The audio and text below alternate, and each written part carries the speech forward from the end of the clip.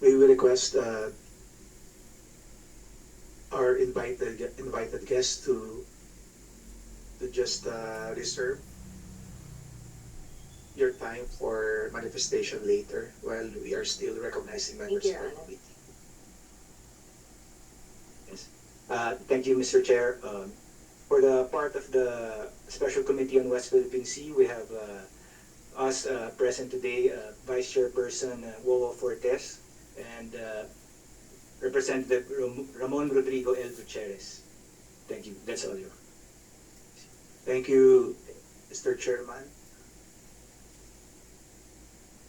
The Chairman of the Committee on the West Philippine Sea, the Honorable Neptali Boyat Gonzalez, esteemed members of the Joint Committees, distinguished guests and resource persons, ladies and gentlemen. On behalf of the National Defense and Security Chairman, Honorable Oscar Malapitan, who is on official travel schedule long before this hearing, allow me to extend a warm welcome to everyone present in today's hearing. Good afternoon. Welcome to my YouTube channel.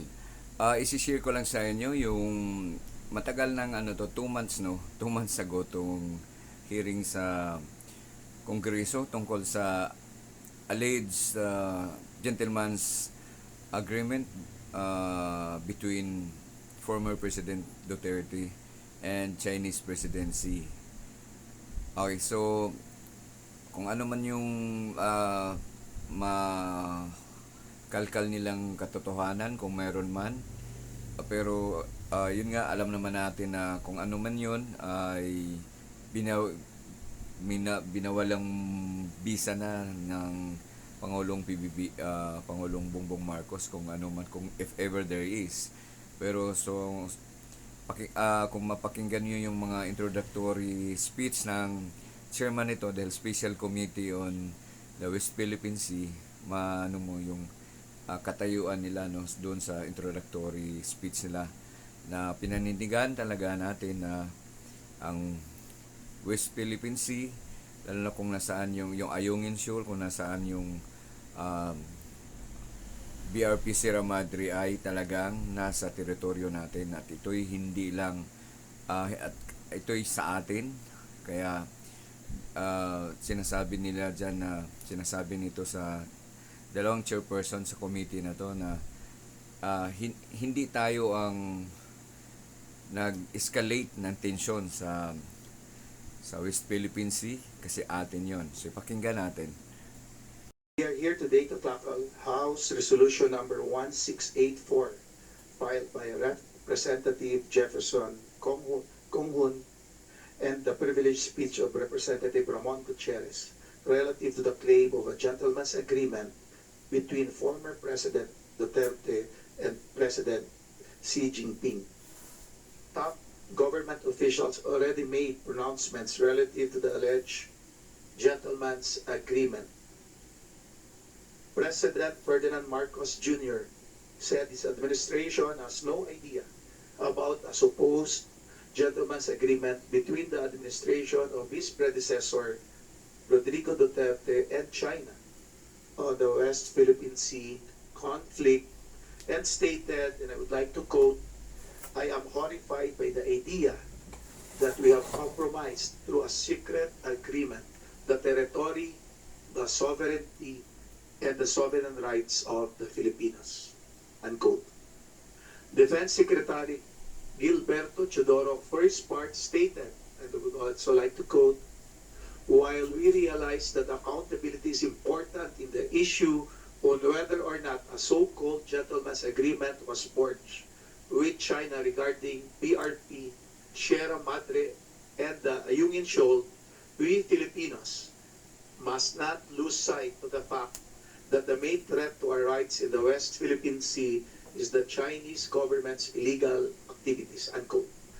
National Security Advisor Eduardo Anyo remarked, and I would like to quote again, "The Chinese have always talked about the gentleman's agreement, but they cannot show anything that there is, even a document or even identify somebody that said that." Unquote. And yet, Despite these pronouncements, the Chinese embassy continued to cite the alleged gentleman's agreement in justifying its actions with the Philippines' resupply missions to the Ayungin Shoal. Amidst these conflicting accounts, persistent questions remains. If indeed a gentleman's agreement exists, why was it not relayed to the present administration? What is the exact content and nature of this agreement? What is so secret about this agreement? Why were the other branches of the government, the legislative and judiciary, left in the dark with respect to this agreement? And did this gentleman's agreement compromise our territory and sovereign rights? Congress recognizes the far-reaching effects of this alleged gentleman's agreement on foreign policy, especially with respect to the West Philippine Sea and our bilateral cooperation with China. We need to ferret out the truth to clarify the confusion that is happening now. While it is settled that the President is the chief architect of the foreign policy, there are limitations and standards that regulate the President's foreign relation powers. Thus, there is a need to delve into the nature of this gentleman's agreement, if indeed it exists, to address escalating tensions as an offshoot of this agreement, to understand its legal, social, and economic ramifications, and to take corrective actions if and when necessary. Lastly, this inquiry is an exercise of Congress's oversight functions. In the exercise of our oversight powers, we need to determine the impact of this gentleman's agreement on our national interest, particularly our sovereignty, sovereign rights, and territorial integrity. At this juncture, allow me as chairman to acknowledge the presence of our Senior Deputy Speaker, Honorable Aurelio Dong Gonzales Jr., of the 3rd District of Pampanga, and of course, a member of this committee for the majority, Honorable Arnan Panalican of the 1st District of Oriental Mindoro. Thank you, sir. Chairman Gonzales. Allow me, Mr. Chairman, to deliver a short opening statement. Also, may I state for the record that Honorable Arnon Panalican is likewise a regular member of the Special Committee on the West Philippine Sea. My dear colleagues and esteemed guests, welcome and a pleasant morning to you all. A lot has already been speculated over the supposed gentleman's agreement. This issue is very well documented in the news and social media.